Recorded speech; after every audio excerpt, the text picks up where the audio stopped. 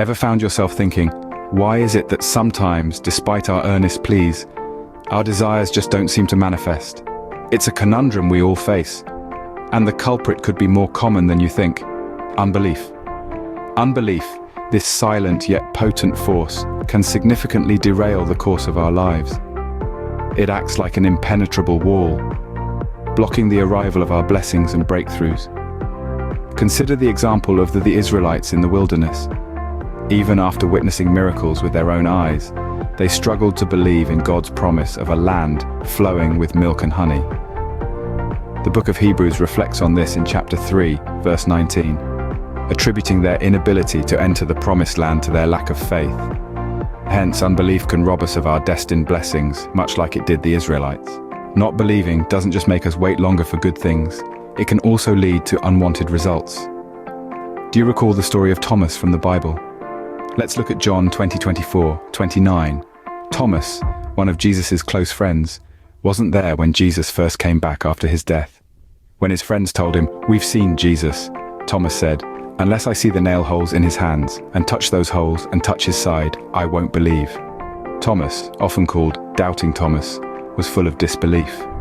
Despite his friends telling him the great news of Jesus coming back to life, he chose to doubt. He had to see it to believe it. This disbelief made him miss the happiness and party of Jesus' return that his friends felt. Can you see how disbelief can create problems? It's not just about doubting, it's about missing out on good things. Thomas missed the happiness that comes from believing, the happiness that comes from trusting in what you can't see. He missed out on the amazing event of Jesus' return, on the reality of the miracle that happened. Disbelief can do the same to us. It can stop us from fully enjoying the good things that are right in front of us.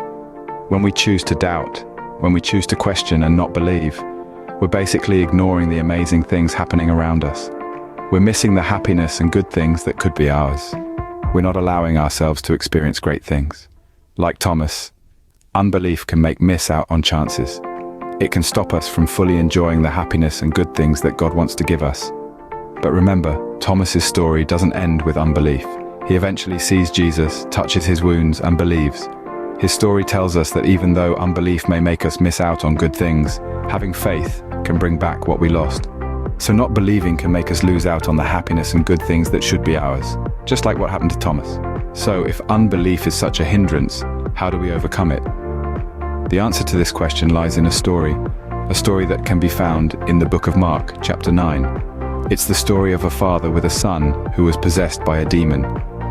This father, in his desperation, brought his son to Jesus for healing. But when Jesus asked him if he believed that his son could be healed, the father replied, "I do believe. Help me overcome my unbelief." This story may seem like a paradox at first glance. The father openly admitted his faith in Jesus' ability to heal, yet in the same breath, he confessed his struggle with unbelief.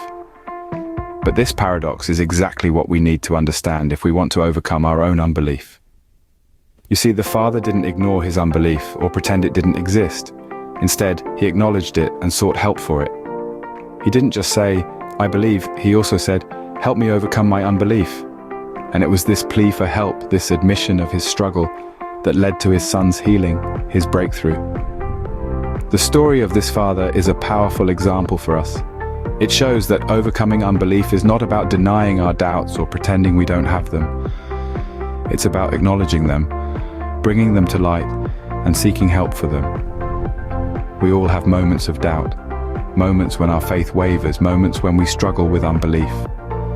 But instead of hiding these moments, we should bring them to light.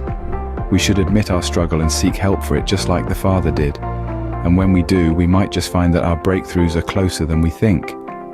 For it was the father's plea for help, his admission of his struggle with unbelief, that led to his son's healing. Overcoming unbelief, therefore, is not just about believing, but also about seeking help when we struggle with unbelief. And when we do, our breakthroughs are just around the corner.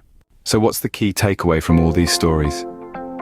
The prevalence of unbelief is undeniable, and its impact can be profound. It's a silent thief stealing away our breakthroughs without us even realizing it. But there's hope.